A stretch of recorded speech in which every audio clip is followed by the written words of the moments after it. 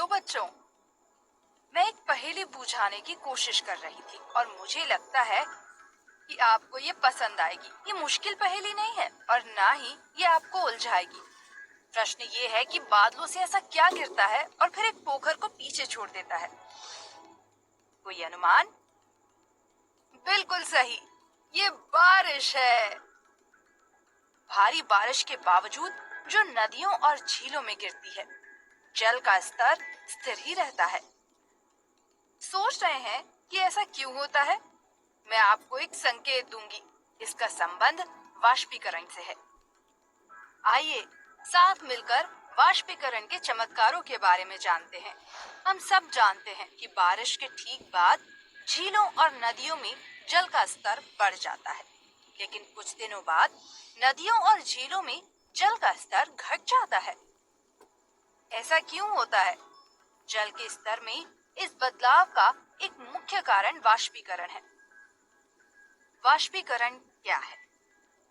वो परिघटना जिसमें कोई द्रव अपने क्वथनांक से नीचे किसी भी तापमान पर गैसीय अवस्था में परिवर्तित हो जाता है, वाष्पीकरण कहलाता है।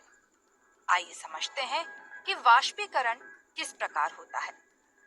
हम जानते हैं कि द्रव उन कणों से बनता है जो निरंतर गति करते हैं और भिन्न भिन्न गति से यात्रा करते हैं। इन कणों की गति उनकी ऊर्जा पर निर्भर करती है। ये कण लगातार आपस में टकराते हैं और इस टक्कर के दौरान गतिज ऊर्जा का स्थानांतरण होता है।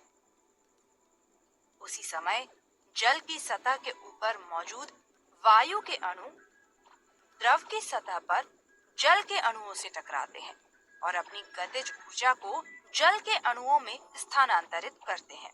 इस प्रकार सतह के कणों को पर्याप्त गतिज ऊर्जा प्राप्त होती है और वे गैसीय अवस्था में परिवर्तित हो जाते हैं। इस प्रक्रिया को वाष्पीकरण कहते हैं।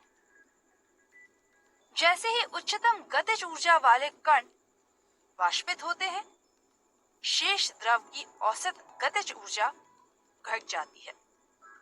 कणों की गतिज ऊर्जा प्रत्यक्ष रूप से द्रव के तापमान से संबंधित होती है।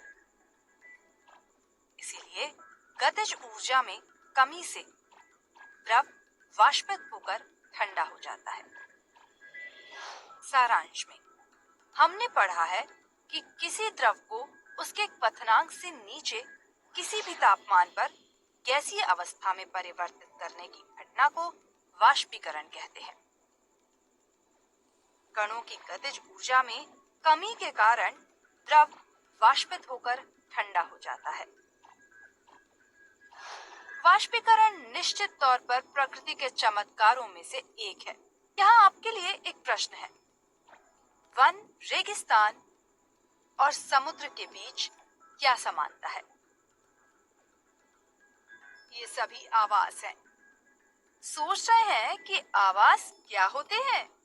खैर, ये तो केवल एक ट्रेलर था। अधिक